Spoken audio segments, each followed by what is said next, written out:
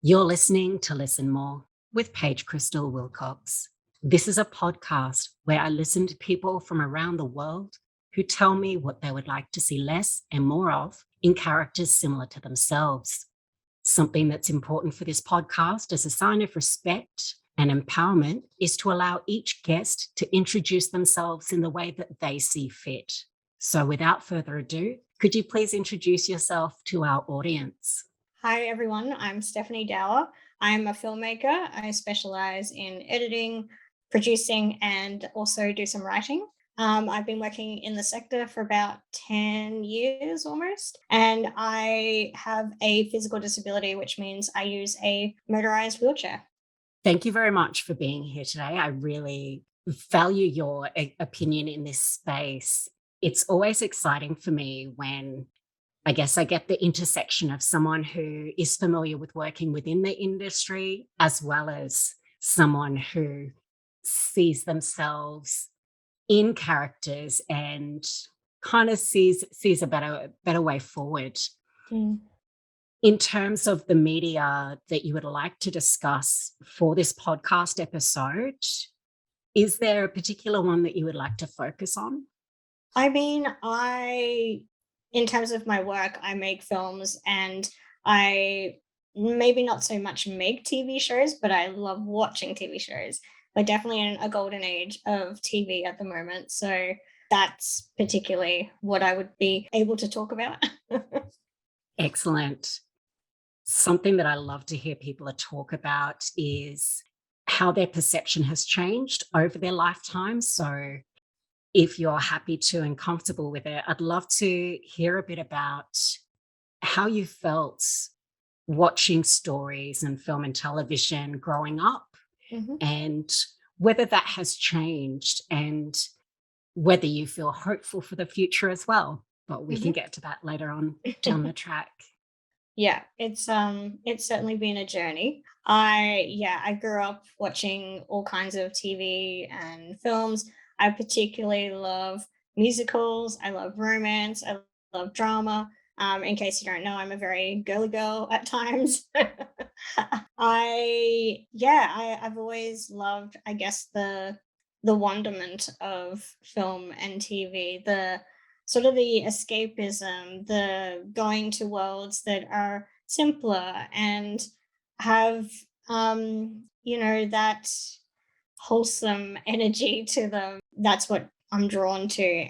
But the thing that I never really saw in those types of TV shows and movies was someone that looked like me and someone who shared my experiences of disability or the way I have to go about things that might be slightly different to what you would consider a typical way of doing things.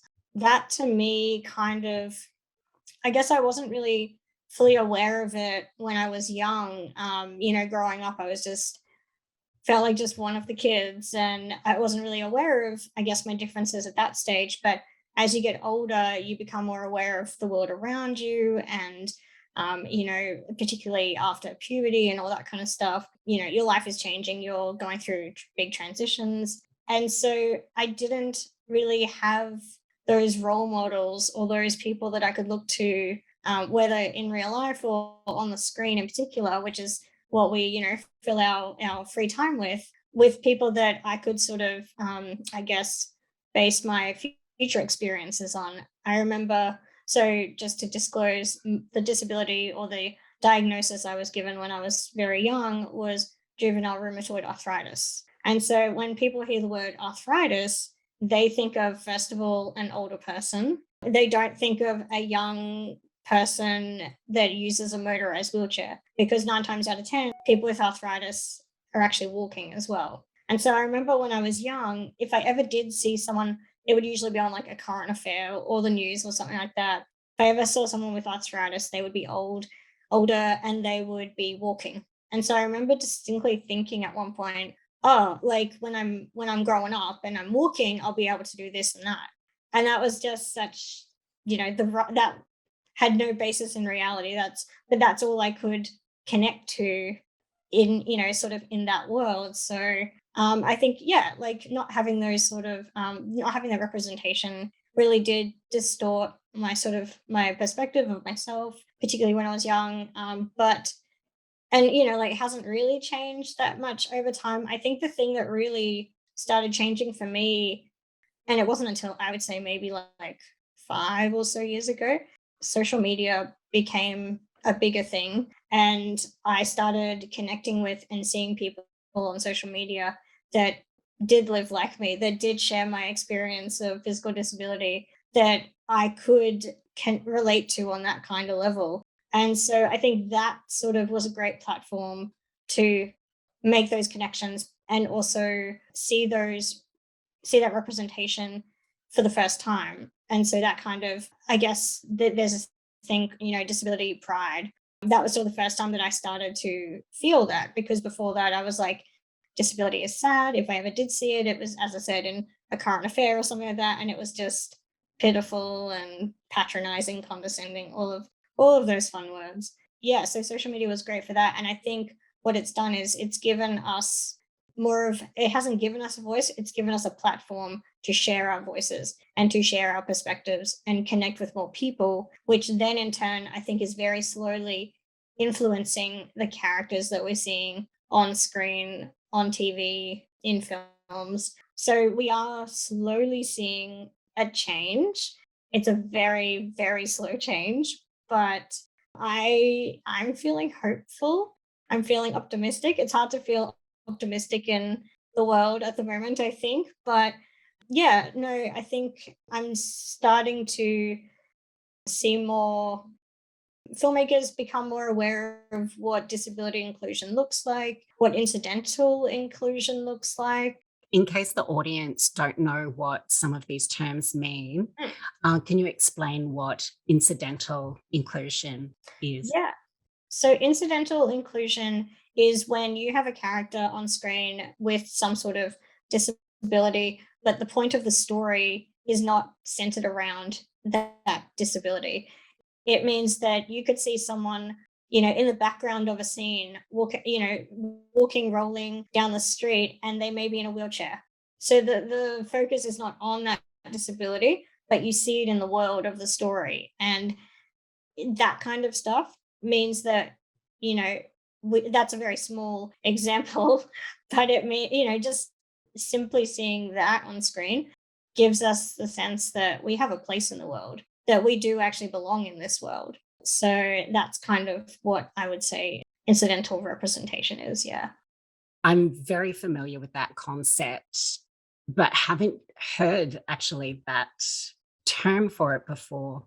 So I'm Mm. excited to add that to my vocab. Nice. I do like that idea of any kind of diversity in a story not being there for the point of diversity, and their diversity not being there as a plot point Mm. or just to create some sort of friction. Mm. I do love that idea that we can just be living our lives and we Mm. just happen to have these other parts to ourselves. Yeah. Sometimes it's in play, sometimes it's not, and it can affect the way we do things or don't do things. But that doesn't mean that the whole story has to be Mm. about that one thing. Yeah. I mean, as an individual, disability is not my defining trait, I would say.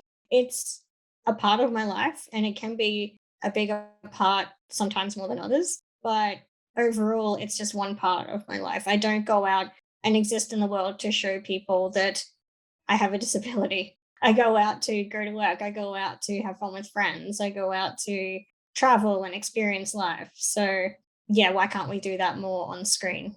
Absolutely. I've heard you speak a little bit about your personal feelings with regard to representation in terms of other people seeing you represented in media and how that affects how they behave towards you. Mm. Do you have any thoughts on that? Yeah, I think the reason that I work in film and TV production, I strongly believe that what we see on screen and the actions of characters and the behaviors of characters strongly influences how society lives and reacts and behaves in real life as well. So because for so long on screen and in these narratives, disability has been so negative. So this is the thing that you want to avoid most in life. Like the worst thing that could happen to you is you have to live life from a from the perspective of a wheelchair user, like all of these really doom and gloom kind of stories and perspectives. And that's all that we've had in terms of disability representation. Then in turn, that's how people see it in real life as well. They see disability as something other, something to avoid, something that could never happen to me, something to pity and be sad about, and think that their life, people with disabilities lives are so small and unfulfilled. So I think we are starting to get more disability, more proper and authentic disability representation on screen. And I think that's slowly changing, and that in turn sort of influences policy creation. And if we have a voice, if we have more of a voice that is louder and heard by more people, it goes, yeah, as I said, it goes into policy creation, it goes into infrastructure around our cities and around the world. It goes into all aspects of our life. So I think it's so important. I mean, all kinds of representation, not just disability. It's so important on screen because we all want to be treated as human beings. We all want to be respected as human beings. And if we don't see that on screen, then society has nothing, I guess, to sadly base their own perceptions on, because we are so heavily influenced by what we see in film and TV and media. Absolutely. If you are the first person with a particular trait that someone has met, the only thing that they have to go on is media Mm, that they have taken on beforehand. And I'm very excited to see the change happening in this space, though mhm, I do appreciate that it is very slow. But there are a lot of people in a lot of places who are trying, mhm. and that's exciting. So aside from trying to find those people who are doing this good work like yourself and supporting either by watching or donating or sharing, do you have any advice on allies? So allies can be anyone who wants to do better and to help improve the situation, but they don't personally, in this instance, live with disability. Mhm. Do you have any advice for how these people can help improve the number, even just the number of authentic representations of people living with disability? I think it's quite simple in terms of what allies can do. And I think that is talk to people with disabilities.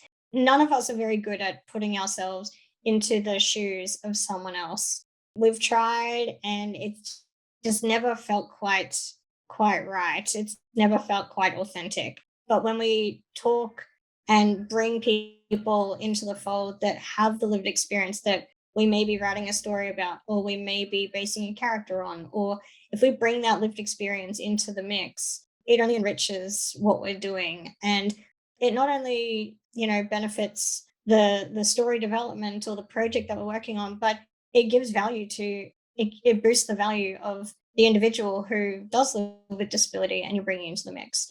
As people with disabilities for so long, we have been, as an example that has happened to me, taken out for coffee to for a filmmaker or for a writer to ask me questions about my own experience, and I would share that experience, particularly in my younger years, because you don't know any better and you want to make connections and all of that. So you go and you share, and then nothing really happens after that. You're not necessarily brought on as a writer, you're not necessarily brought on to consult, you're not brought on to get a credit. Like, and that right there is exploitation, because not only am I not getting, sort of exposure as like a writer, as a professional, I'm also not getting compensation, which is another big thing, that people with disabilities in the past have not been financially compensated for their value input as well. So I know, people like Harley Finlay and Dylan Alcott have always, have been massive supporters and campaigners for no one with disability working. And that's the thing, it's working. It's not just, you know, doing whatever. It's working. It's bringing value to a project. So nothing about us without us, nothing, we're not going to give you this value for free either. So please, talk to us, value us as professionals, value us as, value us for the value that we're bringing to you and your story, your project, because audiences are smart nowadays. Audiences see straight through characters and stories that don't have that authenticity, that lived experience behind them. So, value us for bringing that to the story, to the screen. Carly actually was a big part of me learning to say no to people doing exactly what they've done to you. And I had filmmakers come to me about saying, oh, I want to put this transgender character in. And then they're like, oh, what do you think about this? And I would give them my feedback because I'm like, well, at least they're consulting and, they haven't done that before. Mm. And then I would sometimes see the final product and they had disregarded it anyway. But, that's like, oh, but we did consult. It just didn't work with the story. Or they misinterpret something, or they take something that you've said and they twist it to fit the story, that feel, that kind of thing. It's unless you have someone with that lived experience, they're involved in the project, I think you're missing out on a really valuable input. Definitely. We're starting to run out of time because I'm keeping these episodes 15 to 20 minutes long. So that I always like to talk a lot. So oh no, yeah, it's great. Less talking for me. Are there any final words of advice you'd like to share with the audience who would like to do better? Who would like to do better? I mean, you've said so many things and so well. I think I'll just go back to, don't be afraid to engage someone with disability. Be aware of your own unconscious bias because of that negative representation we've had throughout the last 50, 60, 100, however many years. Be aware of how that has influenced the way you see other people and check yourself. I constantly have to check myself because, we're not immune to having that unconscious bias about other people and about experiences that we don't have ourselves. So just be aware of that. Don't be afraid to engage people that might be able to bring in new perspective.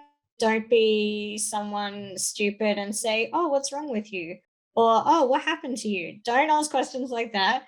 Respect people as human beings, ask them respectful questions, and don't be afraid to reach out and bring them into the mix for the value that they are going to bring. Wise words. Thank you so much for sharing your perspective with us. Thank you so much for inviting me on. I've loved it. You've been listening to Listen More with Paige Krystal Wilcox. If you or someone you know would like to be a guest on this podcast, head to my website, paigekrystalwilcox.com, and don't forget to subscribe and share.